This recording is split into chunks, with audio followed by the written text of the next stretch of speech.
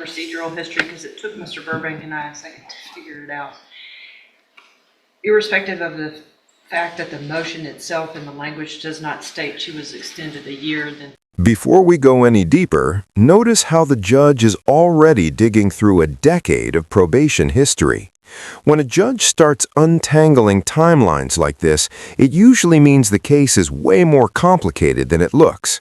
And trust me, this is only the warm-up. 3 than 4 she was. Well, went back and looked at her original records, so I believe that at the time this motion was filed in September of 22, it would have told that probation that was set to expire, but the motion doesn't read that way because it doesn't have the 1 in there. I can do an oral motion to amend that 1-year extension. No, that's okay, as long as you guys both agree and it 3 appears that extensions in total to make that 2012 case run to 22, and this motion was filed. So This is a legal domino effect.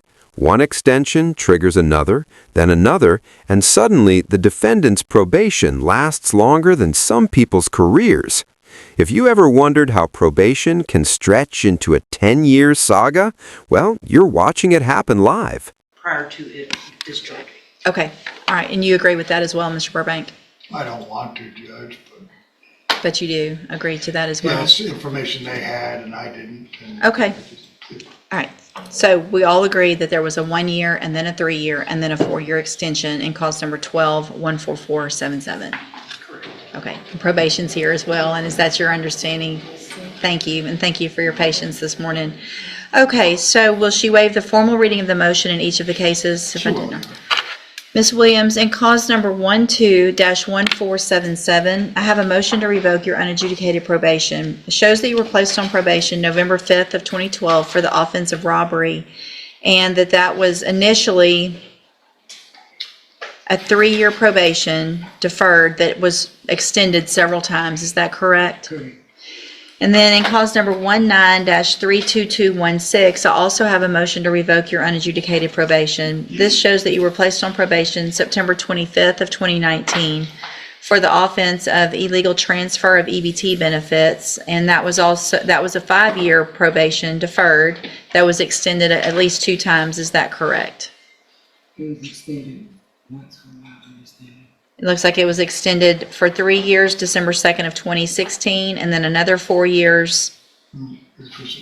Was she put on 19? I didn't get the illegal 19. food stamps. Oh, 19, so it wouldn't, 17. yeah, you're right. Okay, so it was extended 1 time. Yeah. Okay.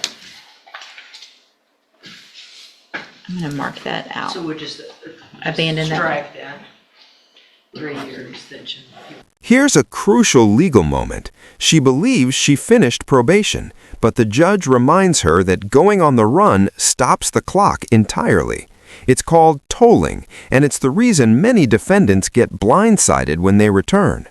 Time doesn't heal in probation. Compliance does. Okay, so it was extended 4 years from the original date, correct? Just 1 extension in that case. To my knowledge, I completed this. With me going on the run again, it was counted like I didn't complete it. I paid my stipulations and Well, that's how it works, is there was a motion to revoke filed before it was over, and so that tolls it, so you didn't complete it if you went on the run. Right? Completing it means you successfully complete probation, doesn't just mean the not time all. passes. Well, just the food stamps. I signed paperwork saying that I completed that part of it. And I was off my case for a whole year, from my understanding is what my probation officer had me sign. But yes. So probation's here. Ma'am, if you'll just please state your name for the record. Alexandra Robinson. And Ms. Robinson, do you have the file in 19-32216? I did have it in my file folder over there. Would you just double check in that real quick and make sure that there wasn't something, do you have any personal knowledge, or do you need to look at it to see if there was something I signed? need to look at it because I took on her case in August of 2024. I have not seen her in the office. So a lot of these things would be from her previous offices. Well, and But I can look in the file. I'm looking back. They would be in my file as well if there was a, And there it is, the bombshell. Probation confirms she's been off the radar since 2022. That's basically a courtroom red flag. Judges see disappearance as defiance, and defiance usually means tougher consequences. At this point, the judge is no longer just evaluating facts, she's evaluating judgment. Dismissal of the motion, of the case was satisfactorily completed, so no, you got on probation September 19th of 2019. There was an order of deferred adjudication. There was an administrative hearing in August of 2022. A motion to revoke filed in 2022. And here we are because you've been gone. So your probation obviously wasn't over. Okay, we're good. Okay.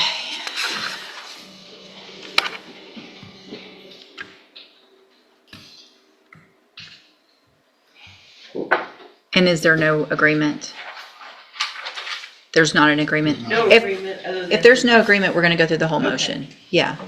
I want I want everything, in front of me that I need. All right, so, Ms. Williams, in each case, count 1 alleges that you failed to report to the Jefferson County Probation Department as ordered March 10th, April 29th, and May 31st of 2022, and is that true or not true? True. Count 2 in each case alleges that you failed to report for a judicial review August 22nd of 2022. Is that true or not true? Count 3 alleges that you failed to work faithfully at suitable employment and provide verification of that to probation. Is that true or not true? That's half true. She wasn't reporting, so she couldn't report that she was working, but she had employment, which would probably come. And provide verification of it. That's right. So did you provide verification of it? Of working? If you weren't going to probation, then I'm assuming you did not. Right. Okay, so is that true or not true? True. Okay. Count 4 alleges that you failed to immediately report to the probation officer your change of address. Is that true or not true? Is that right, true? It's not true. That's not true? It's not true. Okay. Count 5 alleges,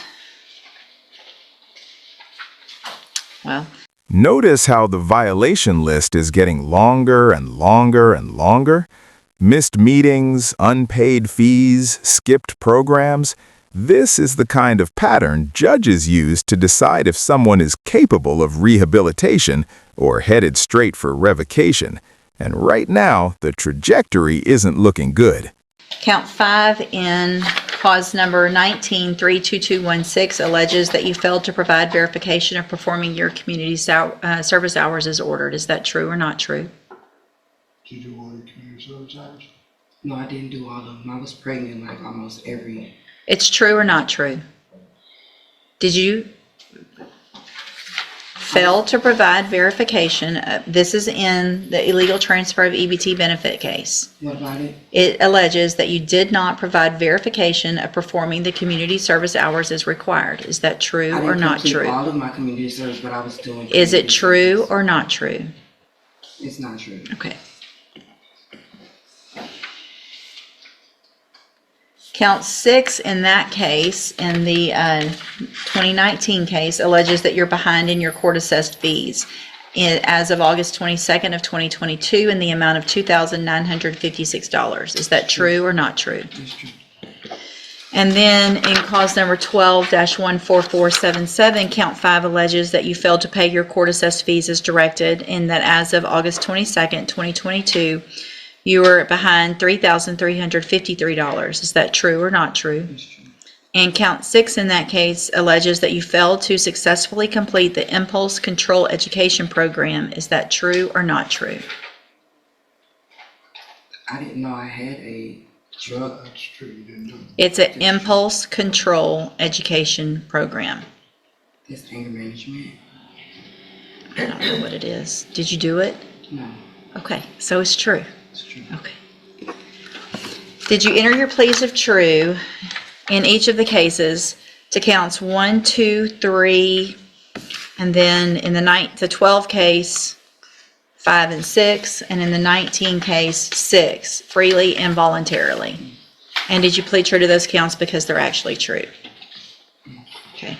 In each of the cases, I have some documents here on the tablet that have your signature on them. Did you go over those with Mr. Burbank? And do you fully understand them? Yes. And there's no agreement. No. So, You're gonna have to modify the paperwork in reference to the counts. Or do you have to? yeah, well, yeah.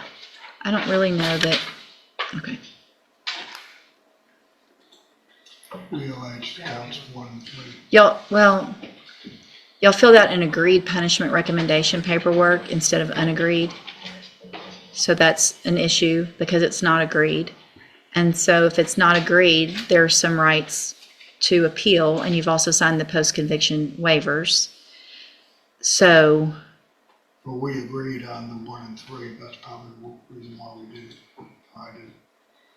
but if you're leaving it up to me, I want to know how she's done on probation. Well, I thought you would get that in reference to the PSI report. But I want to know if she takes responsibility or not. I mean, I need to know all those things. This is a bold move by the defense, asking for bond after she just admitted to being on the run. Judges rarely grant bond in deferred cases with years of violations, and as you'll see, this request hits a wall real fast. So, okay. I'm going to mark through the post-conviction waivers because it's unagreed. I'm just going to write unagreed here, so we don't have to do it over. And I'm going to write it's not a plea bargain there. State tenders number 1 in each case. Did I already do that? No objection, statesman. It's admitted in each case. Any evidence that Ms. Williams is not competent? No, yeah.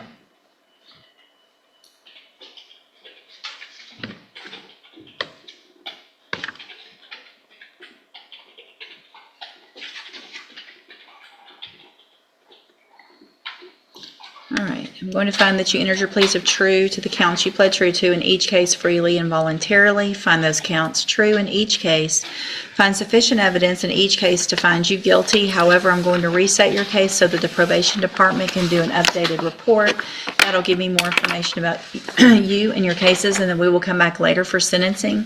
Anything that you think is important for me to know, get that information to Mr. Burbank, and he will present it to me on your behalf when we come back. One thing, Your Honor, it is deferred. I would ask that a bond be set. I know that she has not reported. She was working full-time. She just admitted in front of me that she's been on the run, and so I think based on that, based on the nature of the fact that she's been extended, we have a case from 12 and 19, and that there's not even the possibility in the 12 case for anything other than a revocation because of the dates, that I'm going to deny that request. All right, you can go back with the bailiff.